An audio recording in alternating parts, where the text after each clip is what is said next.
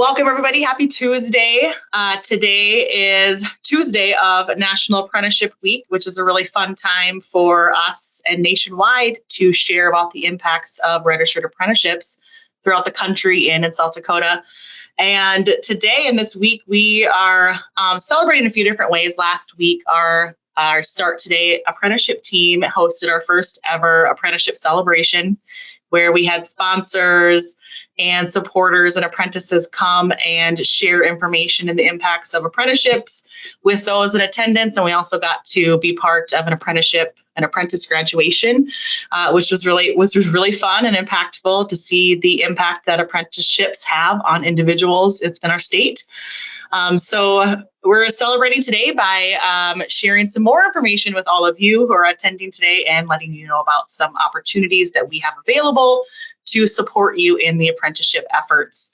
As all of you probably know or have heard, or if you're signed up for this webinar, you've heard about apprenticeship somewhere. We're going to walk through that a little bit with you.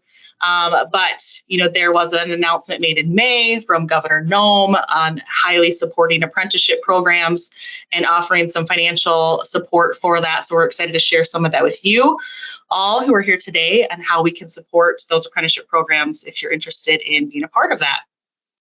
But first, I wanted to just go through and have our Start Today apprenticeship team introduce themselves so you guys all can see who they are, know them. And so they all have their cameras on. So I'm just going to have them do a quick little intro as to who's all on the Start Today apprenticeship team, which is a part of the South Dakota Department of Labor. And then we're going to introduce our special guest who is with the Office of Apprenticeship. So here is our picture of our Start Today team and where everybody's located at. My name's Tara Bartikoski. I am located in Yankton, been in South Dakota, been born and raised in South Dakota, and I am the apprenticeship program manager. I'm a investigator. And I'm Caitlin Chemnitz, and I'm an apprenticeship program specialist, and I am located in Huron. True. I am Adrienne Ness. I'm also an apprenticeship program specialist, and I'm located out of the Sioux Falls office. And we will turn it to James. Hello, my name is James Babbitt. I'm an apprenticeship coordinator in the Rapid City Department of Labor office. I'm Ashley Butler. I am based out of the Brookings office and am an apprenticeship coordinator. Bill Christensen. I am an apprenticeship coordinator based out of the Rapid City office. Hi, everyone. I'm Jason Howell. I'm a coordinator based out of the Madison office. Good afternoon. I'm Ezra Hunter. I'm an apprenticeship coordinator based out of the Sioux Falls office. Hi, everybody. I am Rebecca Ortmeyer, and I am an apprenticeship coordinator in the Sioux Falls office. And last, and I'd say very least, I am Mason Sullivan, and I'm an apprenticeship coordinator located in the Madison office. I would disagree, Mason. Thank you all for introducing yourselves.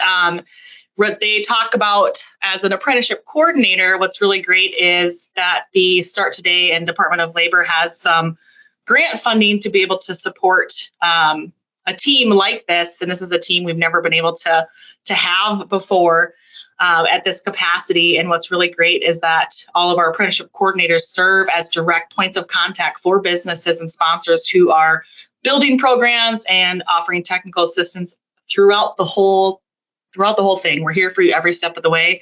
And this team is who is here for you. So that's one thing that has been really impactful for this program and for sponsors, is having individuals and representatives help through that process of apprenticeships. So that's our team, our Start Today team. But that's just one piece of the puzzle. And the other piece of the puzzle for apprenticeships in South Dakota is we are an Office of Apprenticeship state. And we are fortunate enough to have a state director who also is supportive of apprenticeship programs. And all of our apprenticeship programs are registered and approved and really monitored and reviewed by our state director, who is our special guest today, who is John Bolger. And I'm going to have him introduce himself and kind of tell you anything he wants about him. Well, thank you, Tara. All right, folks. See my picture and everything up there. I've been with OA for coming up on 20 years. I've been doing this. I've worked my way up through the trades, having been an apprentice, having completed as a journeyman.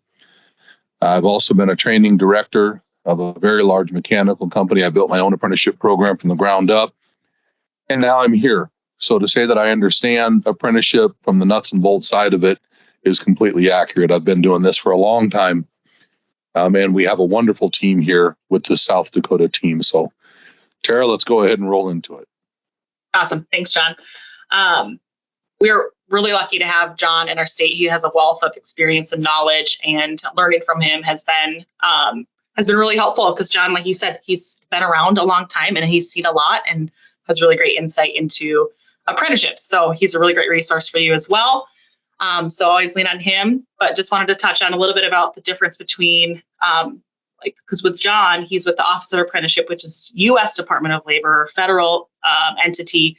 And then Department of Labor, our Start Today team is a state. We kind of represent the state when it comes to funding and grants, and we kind of help provide that technical assistance. So we have different roles, but we work together on making apprenticeship programs successful and making sure apprentices and sponsors are taken care of. So thank you, John, for that intro. What we're going to do now is we're just going to go a little bit into really giving some information about apprenticeships, because a lot of you on this call that I see are very familiar with apprenticeships and what they are, and some of you might not know.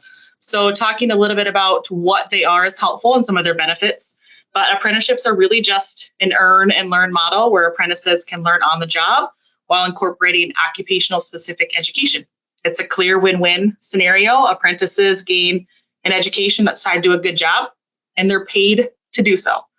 Employers gain skilled workers trained to their company culture, their equipment, their specifications. Essentially, it's a training plan that's flexible and customized to the business and the sponsor. And what's important to note, and what we want to really reiterate to all of you here, is that every apprenticeship has to have a sponsor of the program. These are the entities who are responsible for the reporting and the procedures. Really, they're the ones who make sure that the program is run the way they said they're going to run it when they develop the standards of the apprenticeship. And the sponsor can be anyone from the business itself, technical college, universities, industry associations, other community organizations. But while the sponsor can vary, one thing really remains the same, in that every apprenticeship program does have to have an employer as their partner.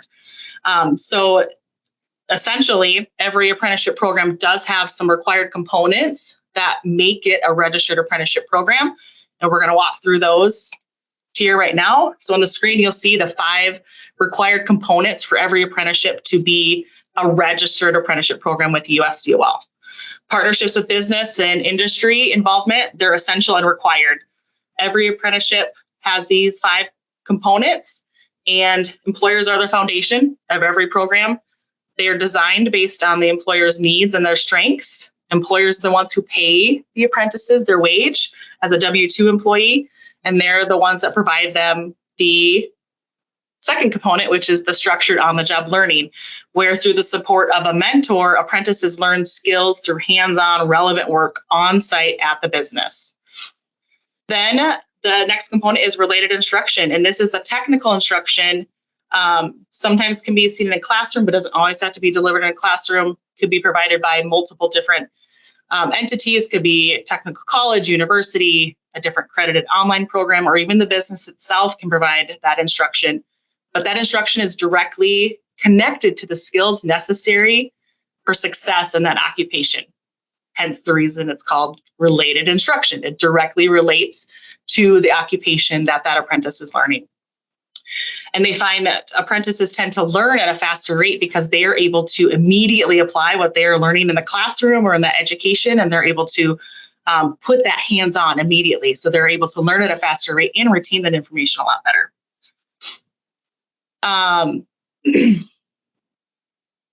Then apprentices receive wage increases in parallel with those newer or improved skills that they learn. They tend to get wage increases as they gain more knowledge or responsibilities within their program. So those are built into every apprenticeship program. And then upon completion, apprentices receive a nationally recognized credential that tells employers that they are proficient in that occupation. And this is portable and can be recognized anywhere in the country. And John might chime in here, but he told us last week that even there's other countries that recognize our apprenticeship certificates too. Correct, John? Yes. So really, when businesses or organizations create a registered apprenticeship, they're essentially taking their training and they're creating a credentialed program out of it. And that's really cool. And you get assistance every step of the way from the Start Today team, the South Dakota team, which we're going to talk about in a little bit too, on some of those ways we can support you. But wanted to walk through really what those components are. All apprenticeships have an added focus on diversity, quality, and safety, which also make them very valuable. And when we talk about other work-based learning programs, a lot of them will incorporate the first two components, like an internship. But what really sets registered apprenticeships apart and makes them super valuable are those last three components. So why apprenticeships? Why are they beneficial? What are some of the reasons why a business would want to participate or build an apprenticeship program? Well, one, you get a skilled workforce. You build that pipeline of skilled workers. Across the nation, employers worry about rapidly aging workforces. And for businesses faced with the reality they might not be able to buy their talent or bring their talent in, apprenticeships can be a really effective tool to help build their talent instead. Reducing turnover, it helps minimize cost for turnover and liability. Apprentices tend to be loyal to companies who invest in them. In fact, 90% or more of apprentices who complete their apprenticeship program tend to stay with their employer. And that's huge. That retention of apprentices is a huge benefit for businesses. 97% of sponsors in the US would recommend apprenticeship programs. Although there is a cost up front in developing programs typically, which we'll talk about some assistance in a minute too, of how we can assist and how we can help. But statistically, nationwide, for every $1 invested in apprenticeship programs, employers can expect about $1.47 in return. And that's a big deal for businesses. Improved productivity, apprenticeships focus on safety and quality skills that help to make a positive impact on businesses' bottom line. And moreover, a significant majority of apprenticeship sponsors report that apprenticeships actually raise productivity and worker morale across the board, not just for apprentices. We're talking everyone in that company is benefiting from apprenticeships, because what it does is it creates a learning environment that everybody is impacted by. Apprentices tend to bring eagerness and enthusiasm to the workplace, and this can really have a powerful positive impact on all of those that they work around. We had a roundtable where current sponsors talked about their programs, and one of our sponsors said that was the biggest benefit that they noticed was the complete culture shift that they had at their company, where they went from a company of just doing the work to a learning environment and a learning company, but that completely changed the culture that they were all working in, and it was a very positive impact for them. Then getting the training, apprenticeships get businesses skilled workers with customized skills that meet their specific standards. Sometimes a graduate or more experienced hire might not be the right fit, and sometimes businesses might benefit from someone they could mold to meet their needs. And then apprenticeships offer post-secondary opportunities in rural communities where businesses and communities can grow their own. And South Dakota being a very rural state, this is a huge benefit for South Dakota, where individuals in rural communities can get an education that's tied to a good job, all without leaving their home. And what's really important to note is when we talk about apprenticeships, it's important to talk about them as an and, not an or. It's not college or apprenticeships or university or apprenticeships, but this can be a really great benefit and an additional option for those who might not want to leave their communities, or who might just want a different option, or an adult who wants to learn a new skill. They can be very beneficial for so many in our state. So now talking through why they're beneficial, what does it look like for anyone who wants to go through the process of building an apprenticeship program? And on the screen here, we have just really what some of those steps might look like when it comes to building an apprenticeship program. However, like we said before, we have a great team of people who help walk businesses and sponsors through that entire step from beginning to registration. So here we talk through exploration, and we will sit and meet with you to talk about what your businesses or your company's needs are, what some of your pain points are, what keeps you up at night, how can apprenticeships benefit, how can they fit within what you need. And we'll explore that together and then work through that to design a program that best meets those needs of that company and your business. Maybe thinking through and talking about different partnerships that might need to be developed with post-secondary or with other related instruction providers, or maybe the school district in your community. What do those partnerships look like and how beneficial could they be? How can we assist with that? Then we'll work together with you and for you on building your program and your standards to be able to have them submitted to the Office of Apprenticeship. And with that, with Office of Apprenticeship, that's where John comes in. And John, they're submitted to John, who is the final approval on all of those programs. And then John will take over that piece and approve the program and get them registered with USDOL so that you have access to that database. And that's what really launches your program with US Department of Labor. So then what this looks like with the partnership between Office of Apprenticeship and the Start Today team, this is kind of shows you kind of how those roles come into play here. So that first stage here, this build stage, is what we just talked about on the other screen. We'll go through those processes. Our team at Start Today will help you navigate that through that whole process to build your program and get it ready. Then the approval process is where Office of Apprenticeship and John comes in to approve those programs. And then together we'll work to launch those both on the US Department of Labor side and the Start Today side, especially when it comes to any funding pieces or any support that we're going to offer you as a sponsor for that program. And then any monitoring or reviewing of the program after it's launched and built is with the Office of Apprenticeship and John. So he's going to talk about a little bit of that, and I might turn it over to John here now to talk a little bit about some sponsor responsibilities when it comes to being a sponsor of a program and what some of that looks like.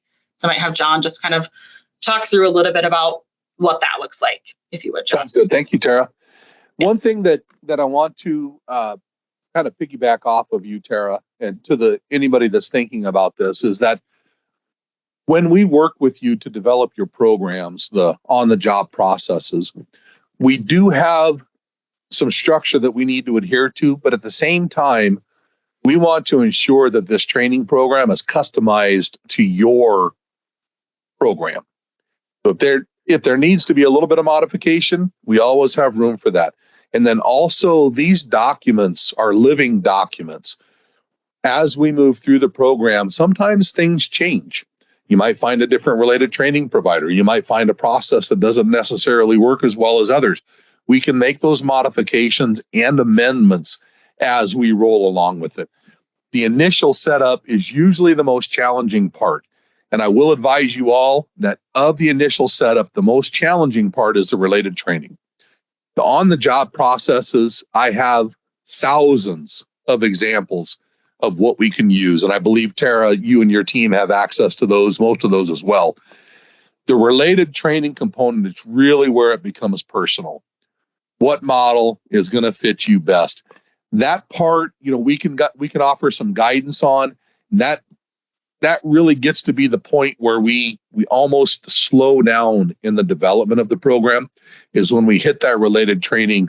It can be intimidating. Please don't feel like you're in this alone. We have people here who have options for you, who can talk through this and come up with solutions. So let's talk about some of the sponsor responsibilities. So obviously, when we start a program, we're going to need to work with you, which is what Tara's team does to develop the program. As she mentioned, once that's complete, that's sent to me for final approval. Then I go ahead and register it into our database. And that's where the real work starts for the sponsors portion. Each apprentice will need to be registered into the database, and there's critical information that's important to include when we're registering apprentices. One item I want to touch base on, and hopefully, Tara, you and your team touches this with everybody. I cannot require Social Security numbers as part of the registration process. However, I cannot strongly emphasize enough that we get that number. We receive our funding by continuing of work past the point of completion. So we are able to track completion information and see if these apprentices, now journeymen, are still in the same occupation. That's how we receive our funding. That's only trackable through a social security number. So we do need that. If they're coming from another program, you'll need demographic information on anybody anyway, but some of the items you may need if they're transferring is, what were they making before? Are you accepting any hours from the other sponsor? If you have a registered apprenticeship program, part of the federal code dictates that if an apprentice comes to you from another federally registered apprenticeship program, that you will take a look at their program and give them the prior credit that they deserve, that they don't have to start over. So if you have people moving, that's fine. We can get them all going. Sponsors' responsibility, you're going to need to know everything about your apprentices when we get them registered. We will not tell you what you have to pay apprentices, with the exception of it must be at least federal minimum wage. However, in the state of South Dakota, we supersede that. So it must be the state minimum wage is the minimum amount able to be made in an apprenticeship program. Going forward from that, you dictate how much we make. Tara, is there anything else you want me to cover here? No, maybe like any equal opportunity, or I know safety is kind of one of those things, like equal opportunity. Okay, perfect. Thank you. Affirmative action. Yep. So when we set up the program, we're not going to set up an affirmative action plan or selection process procedures initially. We do that so that I don't overwhelm you with everything. We don't want to throw all of this jargon at you and have you try to make sense of it. So what we're going to do is get your program registered first. Once you pass 5 or more apprentices, we need to develop an affirmative action plan and a selection process and procedures. And Tara, if you don't mind, I'll talk about those two real quick. Yep. Sounds good. Okay. Selection process and procedures. What is the process for me, arbitrary example, to come to work for you and be an apprentice? Do I walk in the door? Do I fill out an application? Do you have interviews? Is there a ranking system that you come out of the interviews?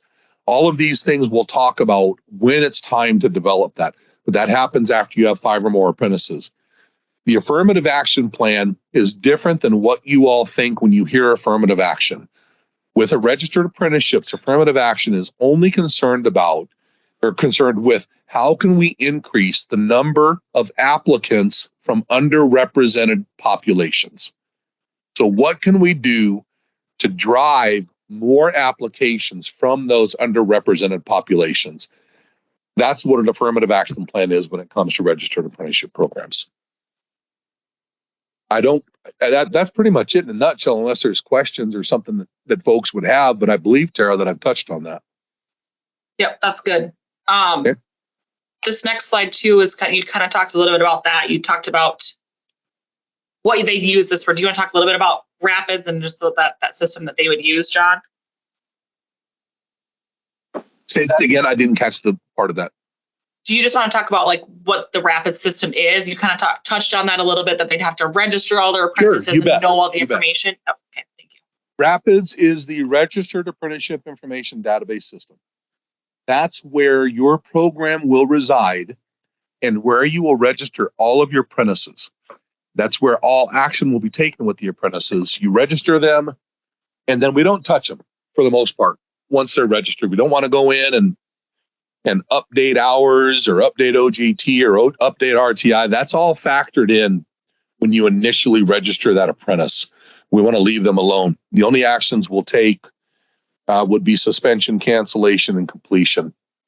So those apprentices sit in the database. Once they're complete, you complete them. Then I review that and approve it. And you print their completion certificates. We can call them a diploma, whatever you want to call it. We give them that certificate that you're able to print off of Rapids. Awesome. Okay. Thanks, John. Yep. So we work together, build your program. John looks at it, approves it, and then it goes into this database in this system. That's kind of where your program's all housed and where you do all of your tracking for all of the apprentices and all of your records. You kind of probably have your own records keeping system that most people do, but you just make sure you keep all that stuff on file and on hand. And John's really great about working with sponsors and people on what that looks like if it comes to questions about the apprenticeship program. So we don't have access to this system, but we can answer questions, and have John is really great about helping us answer some questions when it comes to this system and how it works with your apprenticeship program. And as we're going, if you have any questions, you want to throw them in the chat. We might have dove in a little too deep here, but just so you know, we're aware of some of those responsibilities as a sponsor. We did want to address and let you know about some of the options and opportunities that we have right now to help support registered apprenticeship programs through Start Today funding. So we have a few different options for the Start Today program to support sponsors, employers, apprentices who are really participating in registered apprenticeship programs. And really we have two different tiers of funding. And one is really for expanding registered apprenticeship programs. So how do we add more opportunities for people to participate in registered apprenticeship programs? Well, we develop them, we add more programs to what's currently out there. So we have program development and expansion incentives for businesses and sponsors who are wanting to build registered apprenticeship programs or add occupations to an existing program. So how that looks is for a development of a registered apprenticeship program, if you're on this call and you are just learning about apprenticeships today and do not have an apprenticeship program, aren't a registered apprenticeship sponsor, you would be looking at maybe a development incentive to develop a registered apprenticeship program and becoming a sponsor. Now, expansion incentives are for those who are current sponsors who already have a program, who are already registered, who've already gone through this process with us and with John. They already have a program and they want to add an occupation to what's already existing. There's an incentive for them as well. So if you are a new sponsor for developing a registered apprenticeship program, we have incentives up to $15,000 for the development of new apprenticeship programs. And for those current sponsors who are looking to expand or add new occupations to their program, we are offering up to $10,000 for those incentives. And why we're hosting this today is we did launch and release a cohort of funding. New funding is available and those applications are live and are able to be filled out and completed for those development or expansion incentives. And we have our QR code on the next slide that you can take a picture of, or you can go to our website, starttodaySD.com, and you can go to the funding page and find the application for those incentives right there. Brianne asked a question in the chat.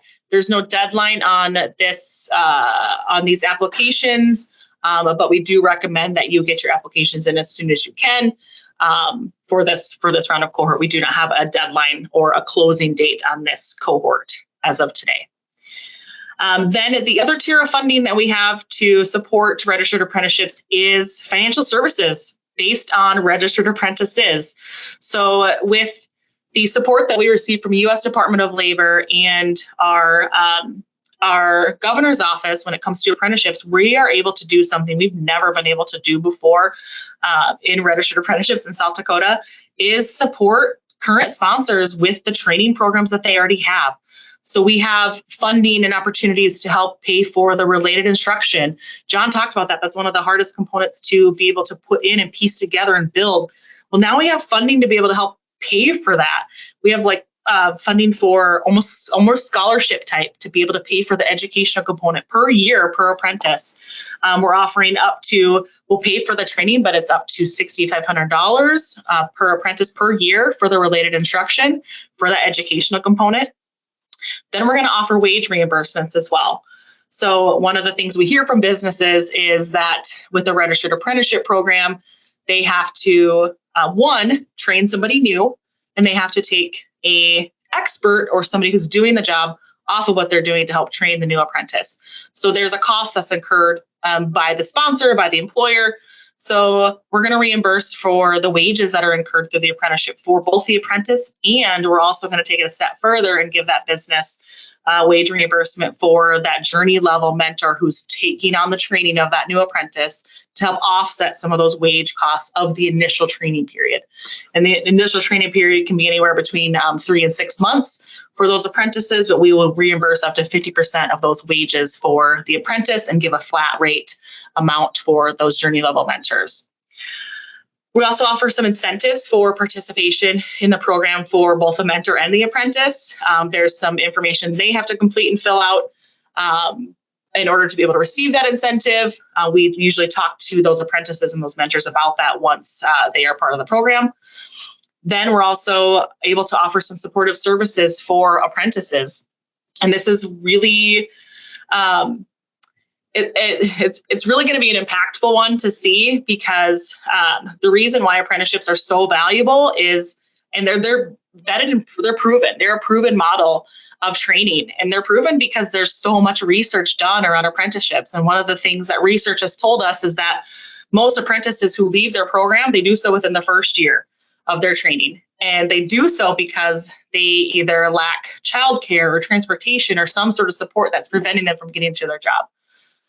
So now we can offer some of those supports while they're in their initial training period, while their wages are lower because they're learning and they're not proficient at the job. They're learning their occupation, and we're able to help offset some of those costs when it comes to some of those supportive services that we can help provide them, and offering them an incentive to be able to participate. That should help apprentices be able to stay in their program. And we know when apprentices can stay in their program longer and they get through that first year or they complete their training, they're 90% more likely to stay with businesses. So that's a huge benefit if we can help support those apprentices throughout their training and help prevent some of those barriers to their apprenticeship program. So though that's really a brief outline of some of the things that we can offer, the biggest one that many of you are probably interested in and learning more are those program development and expansion incentives, which are on our website. The information and the application to be able to fill those out are on our website. And if you have any questions, you can reach out about those applications. And then we do have some resources listed on our website as well that list out some of the things that John talked about with sponsor responsibilities. There's a sponsor guide that you can read through before filling out the application if you choose to. However, there is the application to apply for those incentive funds to be able to build your own or add to your current registered apprenticeship program. So here is the QR codes, both on the left. This is the Apprenticeship USA or the U.S. Department of Labor Office of Apprenticeship website. It has lots of great resources. There's information on there about types of programs to build. We use this website all the time when it comes to supporting sponsors and doing research on programs. And the QR code on the right, which is the starttodaysd.com, that will link you to our website that does have a funding page that lists our applications for both expansion and development incentives. So that's how it links you to resources for us. Shelly asked a question in the chat about does the instruction have to be through a South Dakota school? Not necessarily. Those are things that we can work through with you as we are working through building your program. Sometimes there's others, there's other programs that are online programs that may be through a different state, but they are online and able to be accessed in a rural community. So there's different options for that. Good question. What other questions do people have?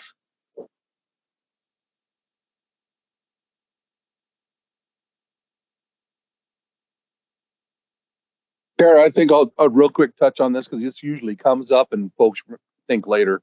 Yeah. You can work in other states. We will register your program here in South Dakota, and you can work anywhere you have apprentices. Not a problem at all. There's also an added benefit, and that is when it comes to Davis-Bacon jobs. These are federally funded jobs. If you have a registered apprenticeship program, and this is a critical, you have to have a federally registered apprenticeship program. When you bid your labor on those jobs, let's say you have 10 workers, 5 are going to be apprentices and 5 are journeymen. Your 5 apprentices are brand new and they're in their first period of pay. And let's say that's 60% of the journeyman wage. The Davis-Bacon wage is completely separate from what you guys are paying your journeyman. It's much higher. It's federally funded. Your labor rates, you get to bid your apprentices at the percentage they are in their program. So if they are 60% of their journeyman wage, you get to bid that job at 60% of prevailing wage. That gives you a competitive market edge over others who would have to bid the entire job at 100% journeyman wage. You can see the cost comes in there on that for your bids. One other benefit of having a wrap. Like such a great explanation, and it does come up a lot. So I'm glad John touched on that, and I'm glad we have that recorded because that's a really great way to be able to explain it and the benefits of really what Davis-Bacon does. So thank you, John, for that explanation. No problem.